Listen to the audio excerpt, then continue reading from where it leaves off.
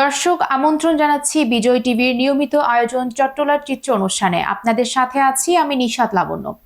বরাবরের মতো আজকের পর্বেও আমরা হাজির হয়েছি একটি গুরুত্বপূর্ণ আলোচ্য বিষয় নিয়ে, এবং আমাদের আজকের আলোচ্য বিষয় পেশাগত দায়িত্ব পালনে গণমাধ্যম কর্মীদের সমস্যা ও সমাধানে করণীয়।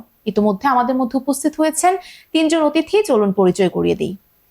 প্রথমে রয়েছেন Aris Ahmed Shah, senior reporter NTV.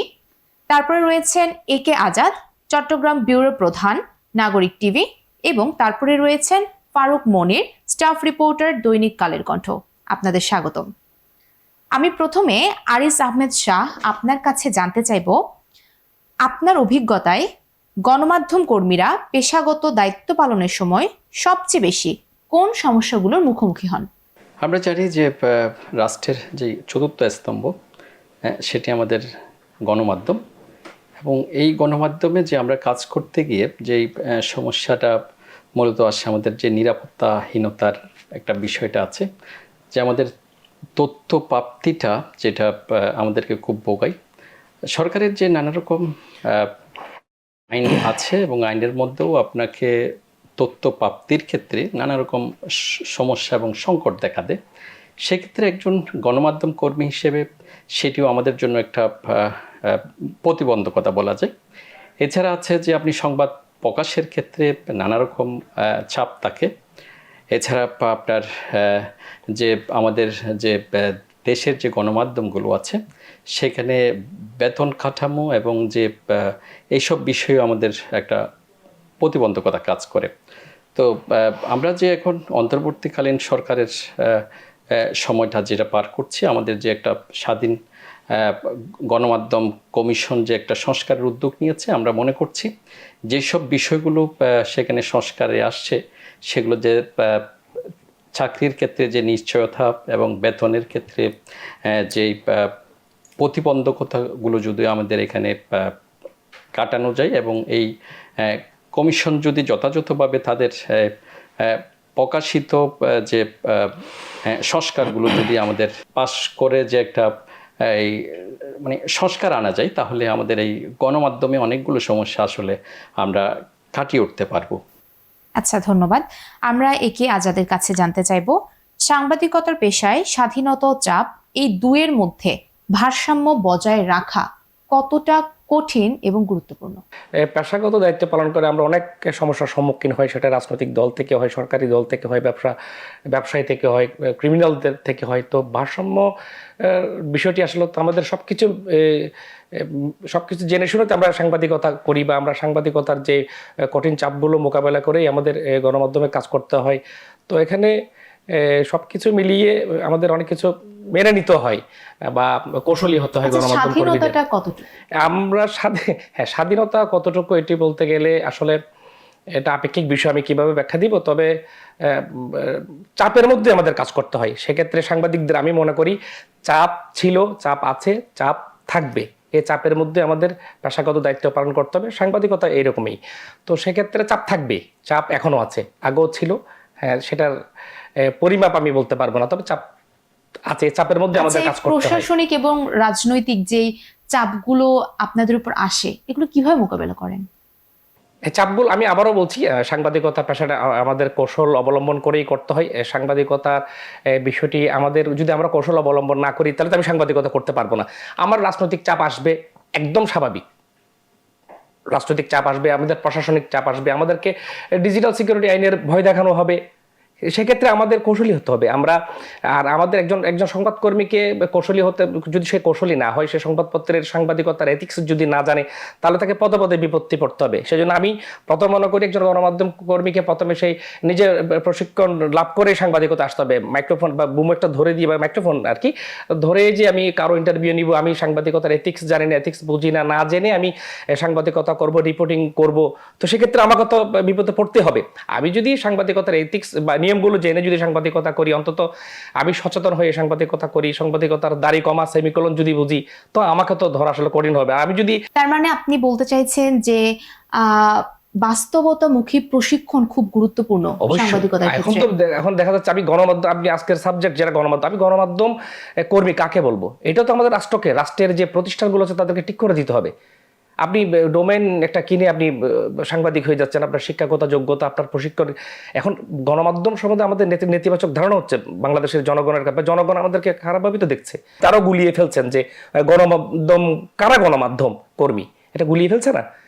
একজন আমার ইউটিউবের সাংবাদিক বলা শুরু করেছে, আসলে তো তাহলে এটা তো আসলে এরকম বিগত সরকার, বিগত টাইমে দেখেছি আমরা, বিগত দিনে আমরা দেখেছি যে প্রচুর গণমাধ্যম কর্মী অনলাইনকে দেওয়া হয়েছে। সেখানে মানে তাদের শিক্ষাগত যোগ্যতা, তাদের প্রশিক্ষণের অভাব, নানা কারণে একটা মানে জগা খিচুড়ি হয়ে গেছে।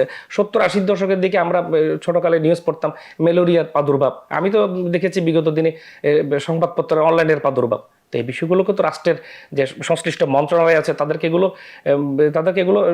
টেক কেয়ার করতে হবে। এখন বর্তমান সরকার, আমাদের আরিস বেগ কিছুক্ষণ আগে বলেছেন যে সংস্কার কমিশন কাজে হাত দিয়েছে, আমি মনে করি এগুলো ফাইন্ড আউট করা উচিত, এগুলো নিয়ে কাজ করা উচিত। ধন্যবাদ। আমরা ফারুক মনির আপনার কাছে জানতে চাইবো যে সাংবাদিকদের পেশাগত মান উন্নয়নে আপনি কি ধরনের প্রশিক্ষণ বা উদ্যোগকে গুরুত্বপূর্ণ মনে করেন? একটা সময় সাংবাদিকতার প্রাতিষ্ঠানিক শিক্ষা ব্যবস্থা ছিল না। তো বিগত 90 দশকে এসে আমাদের বিশ্ববিদ্যালয়গুলোতে সাংবাদিকতা ও গণযোগাযোগ সাবজেক্ট যুক্ত হয়েছে। আমাদের জেনারেশন থেকেই সাংবাদিকতা একেবারে প্রাতিষ্ঠানিক শিখে সাংবাদিকতায় লোকজন আসছে। আমাদের পূর্বসূরি যারা ছিলেন ওনারা টু মাচ প্র্যাকটিক্যাল ছিলেন। তো জার্নালিজমের সিট ছিল কম, প্রতি বছর 100-200 করে সারা দেশে সাংবাদিকতা শিখে বের হতো। আবার ওখানে ক্যারিকুলামে আপনার এই সাংবাদিকতা থেকে যোগাযোগ ব্যবস্থার উপরে এই গণযোগাযোগ, যেটা পিআরও আমরা বলি, ওই ক্যারিকুলামে ওটা ছিল গুরুত্বপূর্ণ। তো সাংবাদিকতা পড়েই সাংবাদিকতার লোকজন আসছে খুব কম। তো এখন প্রাইভেট বিশ্ববিদ্যালয়গুলোতেই সাবজেক্টটা আবার অনুমোদিত হয়েছে, শিক্ষার্থীরা পড়ছেন। আচ্ছা ফারুক মনির, আমি বলছি এটা একটু শেষ করি। তো এই ক্ষেত্রে প্রাতিষ্ঠানিক শিক্ষা যারা জার্নালিজম পড়ে আসছেন তারাও আসছেন, আবার আমরা যারা জেনারেল লাইনে পড়ালেখা করেছি আমরাও আসছি। তাহলে আমি সাংবাদিকতা কিভাবে শিখব? এটা হচ্ছে সাংবাদিক সম্পৃক্ত, গণমাধ্যম সম্পৃক্ত যেসব প্রতিষ্ঠান রয়েছে ওসব প্রতিষ্ঠান প্রশিক্ষণের আয়োজন করে। আমাদের এখানে চট্টগ্রাম মেট্রোপলিটন সাংবাদিক ইউনিয়ন আছে, এর আগে চট্টগ্রাম সাংবাদিক ইউনিয়ন ছিল। এই সংগঠনগুলো এই বছরও 2টা এখানে ট্রেনিং হয়েছে। আমাদের ঢাকা থেকে ট্রেনাররা এসেছেন, বিশ্ববিদ্যালয় শিক্ষাগত ওনারা এসেছেন, এরপরে বিভিন্ন গণমাধ্যমে যারা হেড অফ নিউজ আছেন, আমাদের সংবাদ প্রেজেন্টেশন কিরকম হবে, আমরা সংবাদ কতটুকু পাওয়ার পরে জাতির স্বার্থে তথ্য কতটুকু আমরা প্রচারে যাব, এই দৃষ্টিভঙ্গিগুলো আমাদেরকে হাতে কলমে শিখিয়ে গেছেন। তো আমি এটা মনে করি যারা সাংবাদিকতা আসতে চায়, এখানে আরেকটা বিষয় আছে, আপনি গণমাধ্যম কি, গণমাধ্যম কর্মী কারা, এই জিনিসটা আপনাকে ঠিক করতে হবে। আমার পূর্ববর্তী দুজন আলোচক বলেছেন আমাদের আমরা আসছি, আবার একটু বিরতির পরে আসছি। দর্শক, অনুষ্ঠানের এই পর্যায়ে নিয়ে নিচ্ছি ছোট্ট একটি বিরতি, সাথেই থাকুন।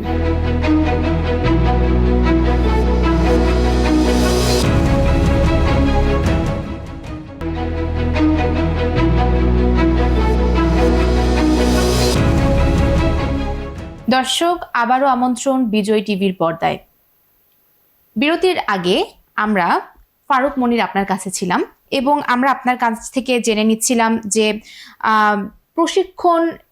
প্রশিক্ষণকে কিভাবে সাংবাদিকতার ক্ষেত্রে গুরুত্ব দেওয়া হয় বা কি কি উদ্যোগ গ্রহণ করা উচিত, আপনি যদি আবার বলেন। হ্যাঁ, শুধু সাংবাদিকতা না, আপনি দেখবেন আমাদের যেই স্পোর্টসগুলো হয়, ফুটবল বলেন, ক্রিকেট বলেন, ফ্যামিলি থেকে আলাদা করে খেলোয়াড়দেরকে একেবারে নিবিড় প্রশিক্ষণ দেওয়া হয়, তেমনি সাংবাদিকতায়ও একেবারে আপনার বিভিন্ন সংস্থা রয়েছে, একেবারে আপনার এই আবাসিক ব্যবস্থা সম্পন্ন, ওখানে চলে যাবে, যাওয়ার পরে আপনার প্রশিক্ষণ 1 দিন হোক, 2 দিন হোক, 3 দিন হোক, প্রশিক্ষণের যে ডিউরেশন অতটুকু সময় আপনি একেবারে প্রশিক্ষণেই মগ্ন থাকবেন।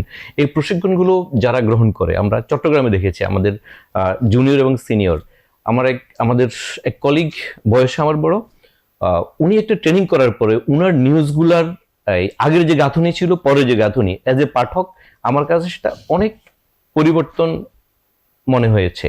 এবং জুনিয়র অনেকে আছে যারা প্রশিক্ষণ গ্রহণ করে সাংবাদিকতা করছে, জেনারেলে পড়ালেখা করেছিল, তাদের রিপোর্ট এবং অন্য যারা আমরা আছি আমাদের রিপোর্টের থেকে তাদের রিপোর্ট অনেক রিচ। তো প্রশিক্ষণ অবশ্যই প্রয়োজন আছে, সেটা টিভি সাংবাদিকতা হোক, পত্রিকায় হোক, যেভাবে হোক, একদম আপনার প্রতিটি ক্ষেত্রেই যে কাজই করেন ভালোভাবে যদি প্রশিক্ষণ গ্রহণ করেন আপনি, একেবারে আপনি ওইটা সুচারুরূপে করতে পারবেন, সেটার ফলাফল খুবই ভালো হয়। আচ্ছা, ধন্যবাদ। আরিস আহমেদ শাহ, আমরা আবার আপনার কাছে ফিরে আসছি এবং আমরা একটু জানতে চাইবো যে গণমাধ্যম প্রতিষ্ঠানের ভূমিকা কি হওয়া উচিত যখন তাদের কর্মীরা ঝুঁকিপূর্ণ পরিস্থিতিতে কাজ করেন। এক্ষেত্রে আমরা যদি বলি, বাংলাদেশে হাতে গোনা বেশ কয়েকটি প্রতিষ্ঠান আছে যারা গণমাধ্যম কর্মীদের নিরাপত্তাটা নিশ্চিত করে। তো এর মধ্যে আমি যে প্রতিষ্ঠানে কাজ করি, আমি মনে করি যে আমার প্রতিষ্ঠান সবসময় চেষ্টা করে যে আমাদের যে নিরাপত্তা দিতে, এবং সেটা স্বাস্থ্য সুরক্ষার ক্ষেত্রে বলেন, এবং আমাদের যে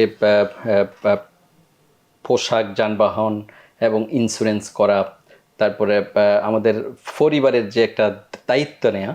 তো এই ক্ষেত্রে আমরা যদি বলি, আমাদের বেশ কিছু প্রতিষ্ঠান, আমি যে প্রতিষ্ঠানে কাজ করি এবং আরও বেশ কয়েকটি প্রতিষ্ঠান এরকম তাদের কর্মীদের জন্য যে নিরাপত্তা নিশ্চিত করে।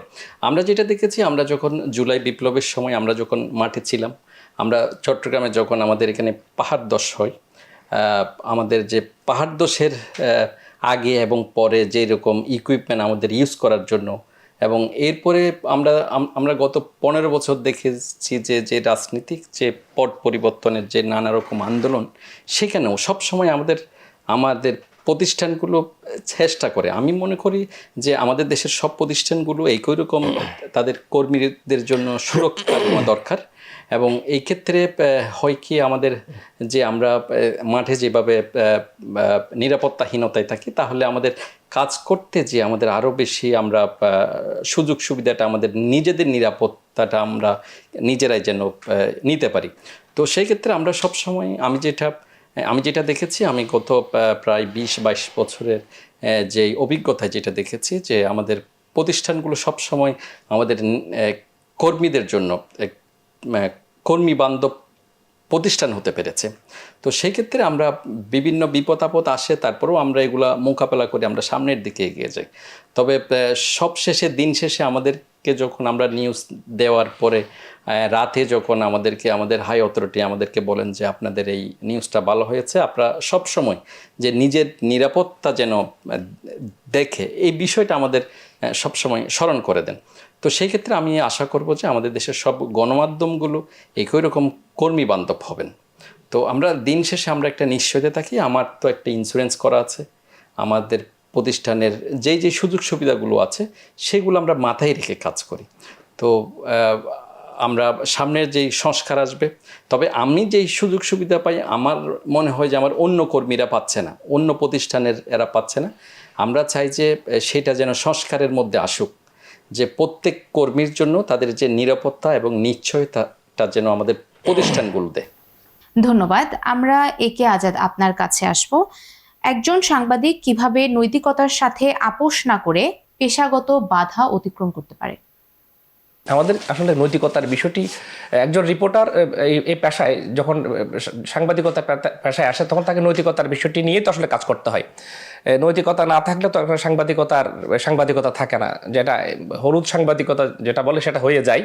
তো আমি মনে করি যে আমাদের প্রতিষ্ঠানগুলো, আমরা যেখানে কাজ করি, তারা যদি আমাদেরকে সেক্ষেত্রে ব্যাকআপ দেয়, যে তারা যদি আমাদের সহযোগিতা করে, আমাদের পাশে থাকে, সাথে থাকে, সেক্ষেত্রে আমরা কিন্তু এই নৈতিকতা শব্দটিকে আমরা কাজে লাগাতে পারি। এখন আমি আচ্ছা, আপনার কি মনে হয় যে বিগত যে ফ্যাসিস্ট গভর্নমেন্টের সময় আমরা যে সাংবাদিকতায় যে নৈতিকতার একটা অপরিপূর্ণতা দেখতে পেয়েছি, এটা কি এখন রিকভার করেছে? হয় কি, রাজনৈতিক সরকার হোক, যে কোনো সরকার হোক, একটা চাপের মধ্য দিয়েই আমাদের কাজ করতে হয়। সেটা যে কোনো সরকার হোক, হ্যাঁ, সাংবাদিকদেরকে একটা চাপে থাকতে হয়। যখন বিরোধী দলে থাকে কোনো রাজনৈতিক দল, তখন আমাদেরকে বলে আপনারা একটু সাহসী হন। তারা যখন আবার সরকারি দলে যায়, তখন তারা আমাদেরকে বলে আপনারা সংযত হন। আপনি দেখেন দুই রকম চরিত্র। তো আপনি বিগত সরকারের কথা বলেছেন, হ্যাঁ, এটা সত্য যে বিগত দিনে আমাদেরকে অনেক চাপ সয়ে কাজ করতে হয়েছে, অনেক চাপ ছিল, নানামুখী চাপ। সেই চাপগুলো কীরকম চাপ আমি সেটা এখানে ব্যাখ্যা দিব না, সেটা আপনিও বুঝেন বা আপনিও জানেন। তো চাপের মধ্য দিয়ে কাজ করতে হয়েছে। এখন আপনি প্রশ্ন করেছেন এখন কেমন চাপ থাকবে। চাপ এটা একটা চলমান বিষয়, আসলে চলমান একটা প্রক্রিয়ার মতো চাপ থাকবে। তো বিগত দিন একটা বড় ধরনের চাপ এথিক্যাল জায়গা থেকে কি কোনো ইমপ্রুভমেন্ট এসেছে কিনা? আমার মনে হয় আমার সহকর্মী উনি বলেছেন যে একটু আগে সংস্কার কমিশনের কাজ চলছে, এই বিষয়গুলো নিয়ে কিন্তু আসলে কাজ চলছে। এইসব বিষয় আছে এখানে কিন্তু, হ্যাঁ। তো সব মিলিয়ে উত্তরণ হবে, আমাদের সংকটগুলো উত্তরণ হবে আমরা আশা করি। আমরা আশা করি যে আমরা স্বাধীনভাবে কাজ করতে চাই, আমরা কাজ করব, এরকম একটা আশাবাদ আমার তো, আমি গণমাধ্যম কর্মী হিসেবে আমার তো আছেই। আচ্ছা, ধন্যবাদ। আমরা ফারুক মনির আপনার কাছে জানতে চাইব, সংবাদের সত্যতা যাচাইয়ের ক্ষেত্রে এখনকার গণমাধ্যম কর্মীরা কতটা সচেতন বলে আপনি মনে করেন? সত্যতা যাচাইয়ের যে প্রক্রিয়া, এই বিষয়ে আমি এর আগে প্রশিক্ষণ নিয়ে কথা বলেছিলাম। এটা ব্যাপকভাবে প্রশিক্ষণের বিষয় আছে। আর প্রত্যেকটা হাউস তার কর্মীর উপর আস্থা রাখে। আমার হাউস আমার উপর আস্থা রেখেছে, আজাদ ভাইয়ের হাউসও তার উপর আস্থা রেখেছে, আরিস ভাইও। তাকে যখন মাঠে পাঠায়, একটা দায়িত্ব নিয়ে পাঠায় যে তুমি এই অ্যাসাইনমেন্ট করে আসো। তো আমি যখন অ্যাসাইনমেন্টে যাব, ওই সঠিক তথ্যটাই আমি আনতে হবে। যেটা আমি সঠিক নয় যেটা আনবো সেটা তথ্য না। আর এটার জন্য আমি ঝুঁকিতে পড়বো, আমার হাউস ঝুঁকিতে পড়বে, পুরো সাংবাদিকতা ঝুঁকিতে পড়বে। সুতরাং তথ্য সংগ্রহের ক্ষেত্রেই সত্যতা যাচাই করে আনতে হবে। যেটা সত্য সেটাই তথ্য, যেটা সত্য নয়, যেটা অসত্য, যেটা অর্ধসত্য, আংশিক সত্য, সেটা কখনো সংবাদ নয়, সেটা তথ্যই নয়। আচ্ছা, আমরা আপনার কাছে আবারও আসবো। তবে দর্শক, এই মুহূর্তে আমরা নিয়ে নিচ্ছি আবারও ছোট্ট একটি বিরতি, সাথেই থাকুন।